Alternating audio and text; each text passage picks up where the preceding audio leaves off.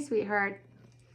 Thank you for joining me. I'm going to rereading out of chapter 13 in the text, The Guiltless World. In section 6, paragraph 3, it says, to be born again is to let the past go and look without condemnation upon the present. So that's pretty powerful. It's just a two-step formula to be born again. Letting the past go, check, and look without condemnation upon the present, check. Now, it sounds simple, but of course, when it comes to the practical application, we can really stumble and it can be confusing. And for me, letting the past go, one block has always been a misplaced sense of compassion for myself or others, where it's like, well, I can't let it go because this happened and it needs to be, we need to hold on to it. We need to remember, we need to focus on this. And I don't think that the Course is saying to forget, because we learn from experience. And so we should keep those teachings that we've learned. But letting the past go means we're not clinging to it. We can integrate the lessons without clinging to the past. And carrying, I look at it as when I have a lot of regrets, to me, it feels like carrying around a backpack full of rocks. Like, I should have done this or I should have done that, or condemnation or grievances, or like, I can't believe this happened to me. It's in the past. It's gone. It literally no longer exists except for in our memory. And it doesn't mean that we shouldn't glean the good. We should. This happened. What did I learn from it? Moving forward. I like to say there's a lot of people that will teach us how to act by their great example, but there's also a lot of people that will teach us how not to act by their poor examples, by their confused and examples that are full of errors in thinking. And I've learned from both teachers, and I honor both teachers because I have avoided a lot of pitfalls by observing other people, what was not working for them. And in that sense, we can look at the past, recognize that we grow through what we go through, and let it go. Honor it even the hardest times. We get to a point in our life where we recognize that our greatest challenges were our greatest teachers.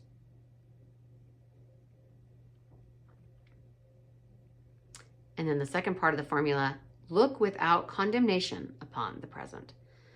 This is a really interesting one because, it requires a huge amount of arrogance to think that you know exactly how everything is supposed to be. How would we know exactly how everything's supposed to be? And even if we did know, how would we enforce that without being dictators, without taking away everyone's free will? And that doesn't sound perfect either. So what is right now is the product of trillions of choices that were made before you and I were even born. It is what it is. I remember being really dissatisfied with my life and being really upset and praying about it and just, expressing from my heart, like, I'm not happy with my life and I don't like this about it. I don't like that. I don't know how to change it. I've tried to fix it. Nothing's getting any better. And I got some really clear and counterintuitive guidance about how I could make my life perfect. And the guidance, I hesitate to even share it because it sounds so odd. And I certainly resisted it when I first got this guidance, but let me tell you how it's played out. I was complaining about my life, thinking it could never be the kind of life I would like because of X, Y, Z. And Spirit told me so clearly, if you want your life to be perfect, then deem this life right here, right now, perfect. And I was like, wait, I just pretend it's perfect? So the word redeem, or to redeem, means that you deem, again, redeem, and to deem means you're assigning value or an assessment of something. And so you're redeeming your life. Because I had been looking at my life like, this is trash. I don't like this. I don't like that. This person doesn't treat me well. This situation isn't working out. And when Spirit told me to redeem it, it literally just meant to look at it again with fresh eyes and assign new value. And I actually got the guidance to start a journal specific to that. So every day I write a page about how my life is perfect. And I write the things about it that I love. Today is lovely, beautiful, and perfect. The dogs got washed and trimmed. They smell good. The kids are fed. Music has been a fun and interesting part of their lives. They have multiple Christmas concerts coming up, and I'm so proud of them. My office finally got tidied up. I have lots of lily seeds to snack on. I have lots of cute notebooks and great pens. My life is pleasant. I'm so grateful for that. The other day, I thought how I missed this big chunky turquoise necklace I gave away. Yeah, I gave away a really beautiful necklace and I was kind of regretting it. And then I found a giant turquoise necklace in some beads that my sister Gail had left behind when she passed. And it was a great reminder that whatever you give away will return in some form. I'm so grateful for the beauty in my life. I do this every day, and it's actually rewiring my brain to be like, oh wait, my life isn't trash. There's a lot of beauty in my life. There's a lot of goodness in my life.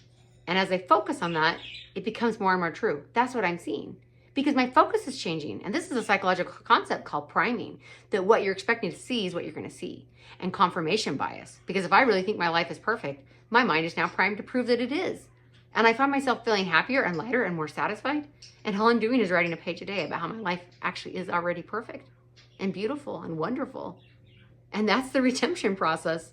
And it's so simple that the ego rejects it. And certainly I didn't want to do it. I had to be reminded and guided several times, prompted several times before I was like, okay, I'll try it. What do I have to lose? It sounds so stupid. It's not going to work. It's really helped a lot. So if you want to try that, that's one practical tool to rewire, prime your brain to be more positive, to look for the good. Seek and you shall find applies to everything. So if you think your life is trash and there's a confirmation bias in your mind that's going to look for evidence that your life is trash. And if you think your life is beautiful, confirmation bias is going to kick in your behalf, in your favor. Like, it is beautiful, see, because there's this and there's that. And suddenly your whole orientation to life changes. Just because it's easy doesn't mean it doesn't have tremendous value. That's what I've learned. Some of these little tiny practices have made all the difference. So go ahead, you can redeem your life. It's free, or it's the cost of a notebook if you don't already have one. Okay, I love you so much. Thanks for being here. I'll see you tomorrow. Mwah.